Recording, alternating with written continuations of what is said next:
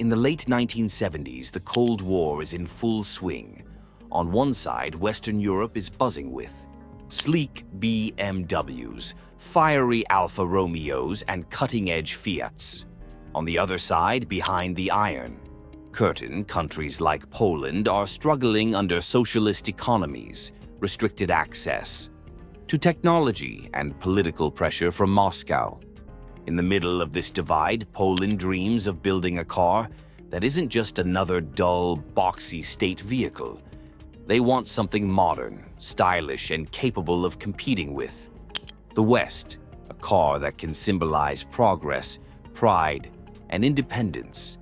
That dream became the FSO Polonez, born out of a collaboration between Fiat in Italy and FSO, Fabryka Samochodów Osobowych.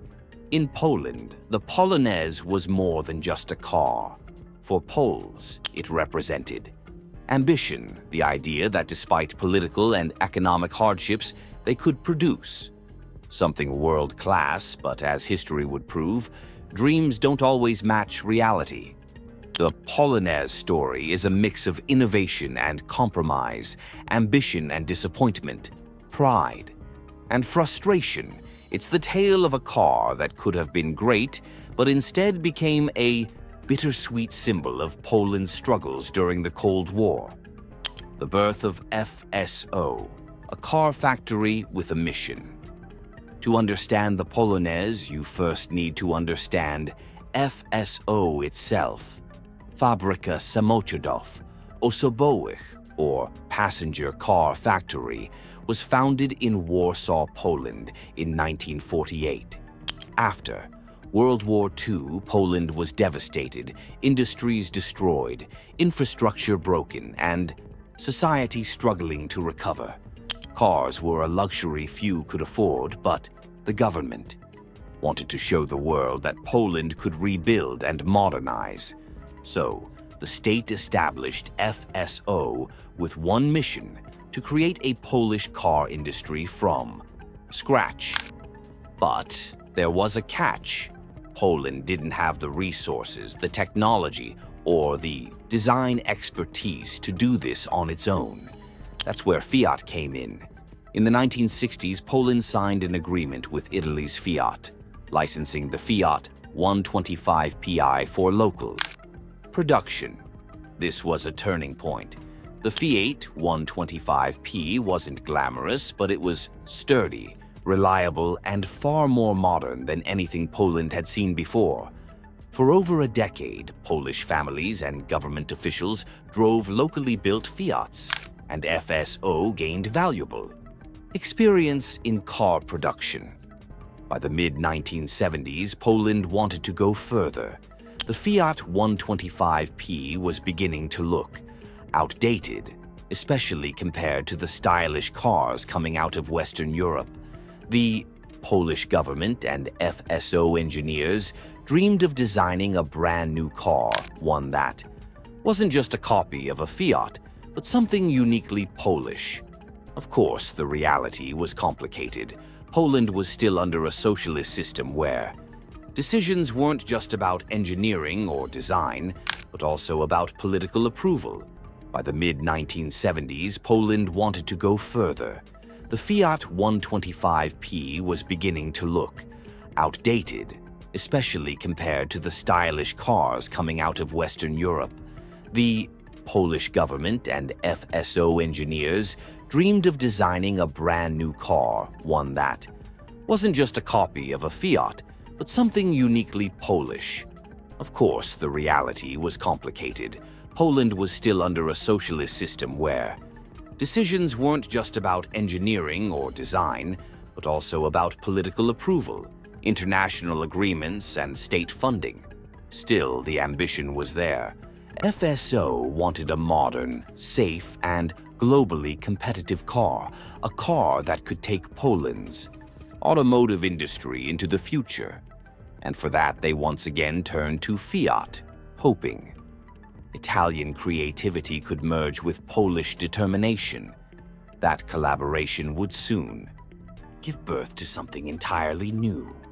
If there's one thing Poland knew in the 1970s, it was this: style sells cars. The Fiat 125 may have been practical, but it didn't exactly turn heads. In a world where families in France were driving Renaults with curves, Germans were showing off boxy but sharp BMWs, and Italians were rolling in chic Fiats and Alfa Romeos. The Polish sedan looked plain and outdated. The Polish government realized that if they wanted a true flagship car, something that could make an impression even outside Eastern Europe, they needed more than just good mechanics. They needed Italian flair. So they reached out to Fiat once again.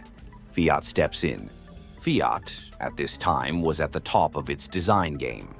The company wasn't just building cars, it was influencing the very look of European streets. And within Fiat's walls was a design studio that would shape the face of the Polonez, Centro Stile Fiat, in Turin, Italy. The Italians worked on the styling while the Poles handled the mechanical backbone. In other words, the car's heart was Polish, but its skin was Italian. The result? A car that didn't look like the boring state sedans of the Eastern Bloc.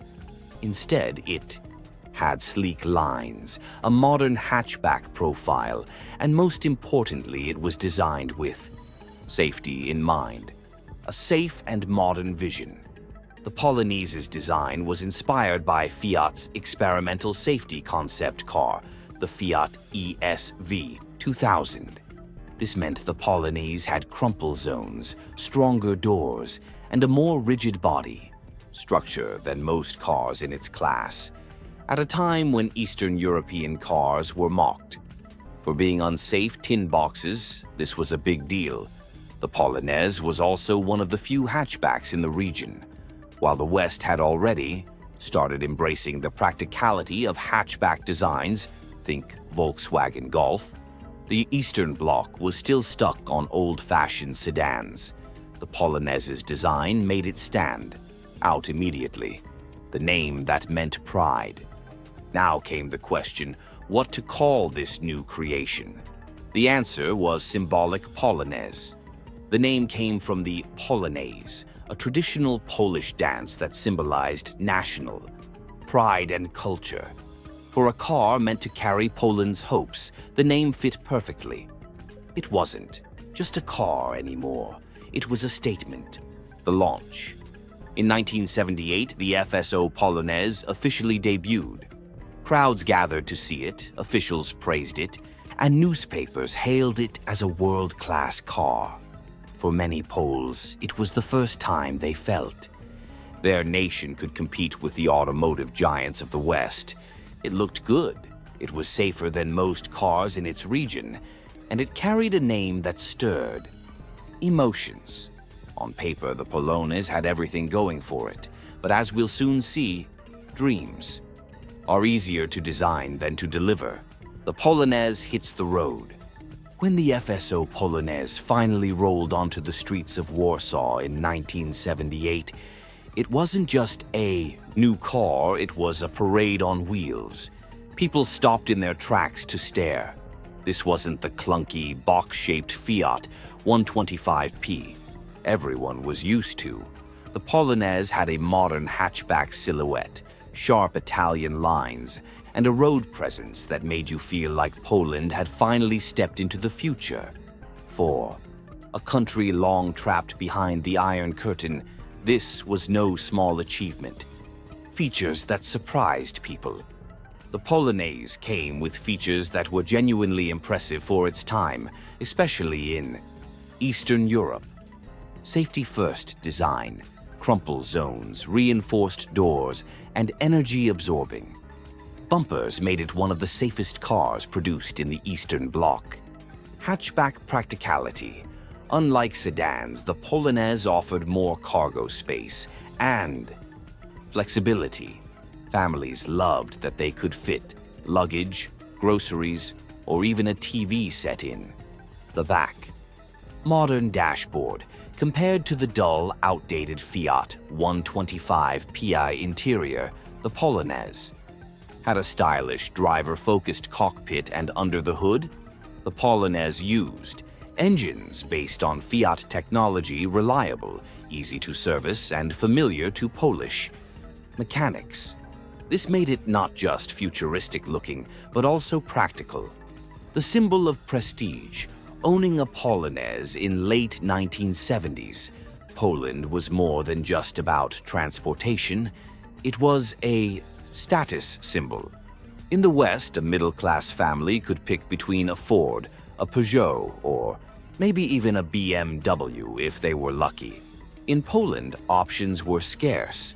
You either drove an Old Warsaw, a tiny Polski Fiat 126P, or if you were fortunate and connected enough to get through the waiting lists, you landed a Polonez. When a Polonez parked outside someone's house, neighbors noticed. It was a car that said, "I've made it," the export dream. But Poland's ambitions didn't stop at domestic pride. FSO and the government believed the Polonez could become an export success. They started shipping cars to countries across Eastern Europe and even beyond. Some Polonez models reached the UK, Spain, and even South America. On paper, the plan made sense. Offer a car with Western looks at an Eastern price. And at first, some buyers were intrigued. A family in Spain could buy a brand new Polonez, cheaper than a local car, and from the outside it looked just as stylish. The cracks begin to show. But soon, reality began to catch up. While the Polonez looked modern under the skin, it was still built with 1970s Fiat technology, not cutting-edge engineering. Western buyers quickly noticed the Polonez was slower, less refined, and not as durable as its rivals. In Poland, though, these shortcomings didn't matter. The Polonez was still a dream car, a symbol of hope, pride, and possibility. But in the wider world, it was starting to look like an underdog trying to punch above its weight. Still, for the moment, Poles believed they finally had a car that could stand side by side with the Volkswagens and Fiats of Europe. The Polonez was riding high, but history had other plans, life behind the Iron Curtain. On the surface, the Polonez looked like a winner. Sleek design, modern safety, a proud Polish name, everything screamed success. But there was one force the Polonez could never escape: politics. Poland in the late 1970s and 1980s wasn't exactly the best place to build a world-class car. The country was under communist rule, which meant every decision about the Polonez wasn't just an engineering decision, it was a political one. The economy of shortages. Unlike the West, where car makers competed to give customers better options, Poland's socialist economy worked on an entirely different logic. Factories didn't have to please buyers, they had to please the state. This led to a system where quality often took a back seat. Materials were scarce, supply chains were unreliable, and even if an engineer wanted to improve the Polonez, he had to fight through layers of bureaucracy for permission. Imagine designing a sleek, Italian-looking car, only to build it with steel that rusted faster than a cheap garden fence. That was the reality. The long waiting lists. Owning a Polonez wasn't as simple as walking into a dealership.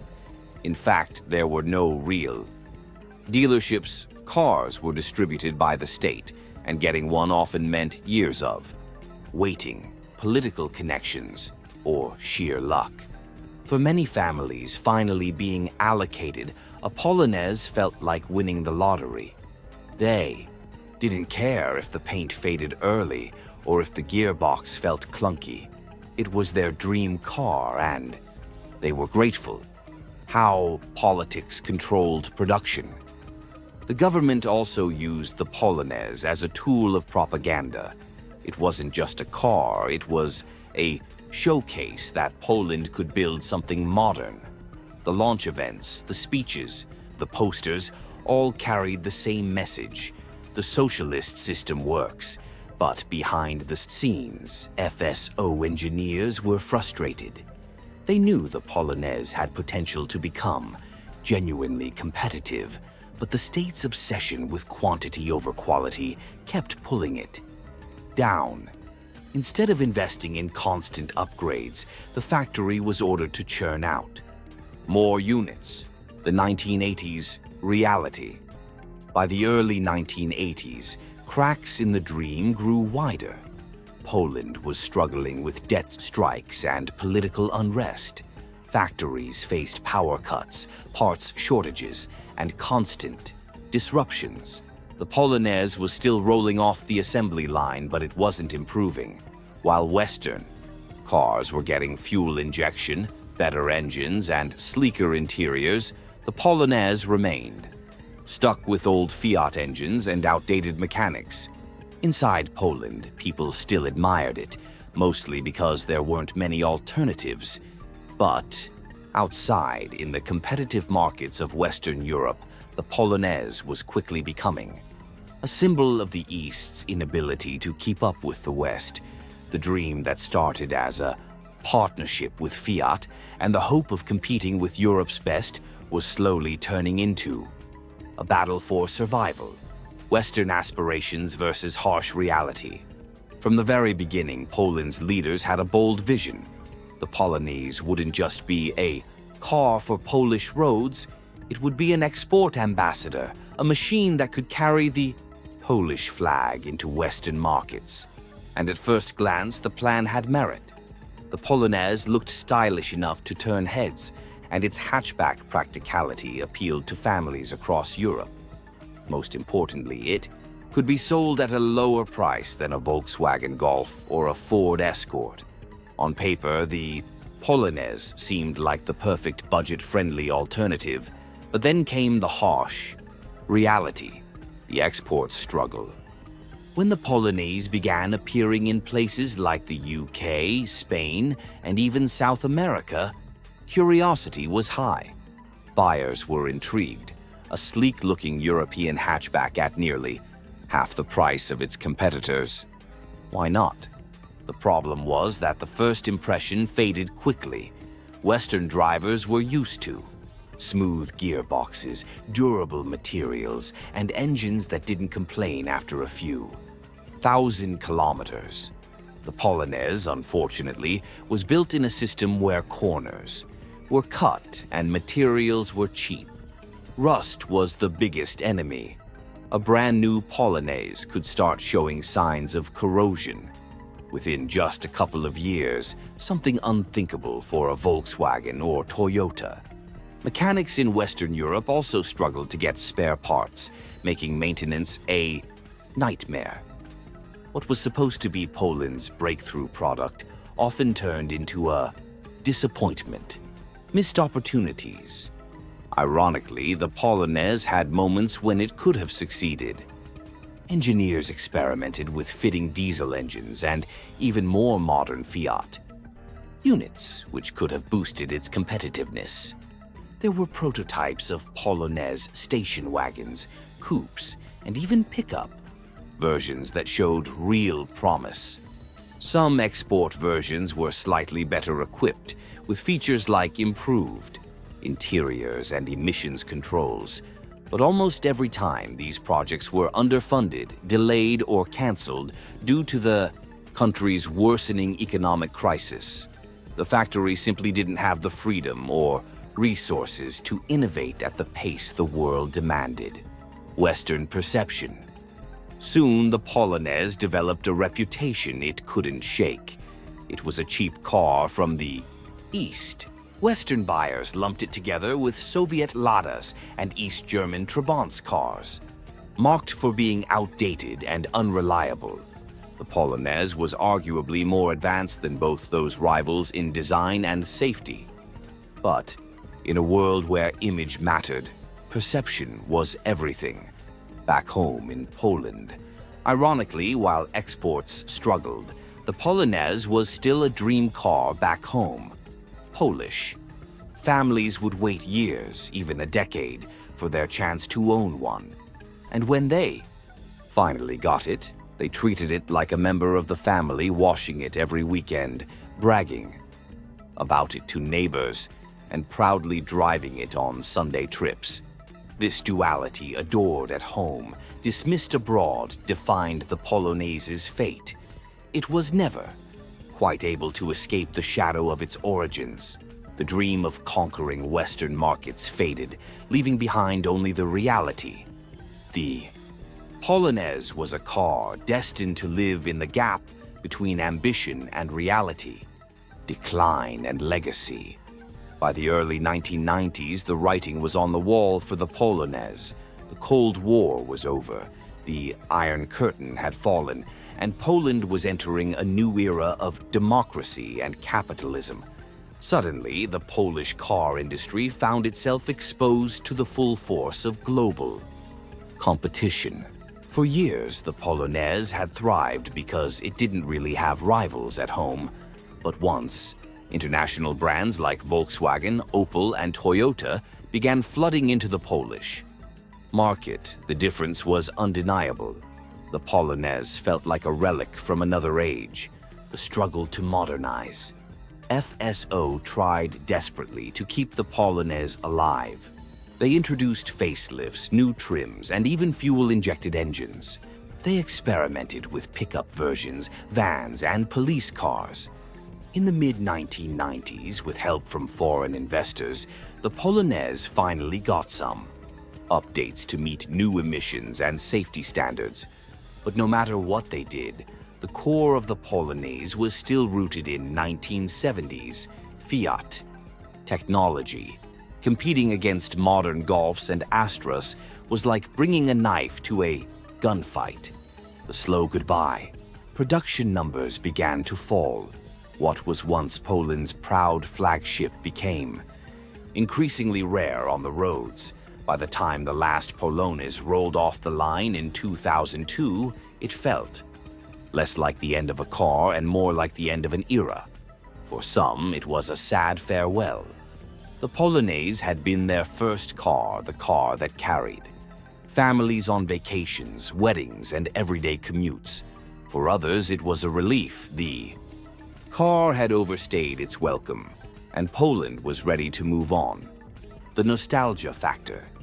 Yet today, the Polonez holds a strange kind of charm. In Poland, it has become a symbol of nostalgia, a rolling time capsule of the socialist era. Car clubs gather to restore and celebrate these boxy hatchbacks, proudly showing them off at classic car meets. For younger generations, the Polonez isn't just a car, it's a story their parents and grandparents lived, a story of a nation that tried to build something beautiful despite impossible circumstances, and in that sense, the Polonez achieved something greater than sales numbers or export success. It became a piece of cultural identity. The legacy.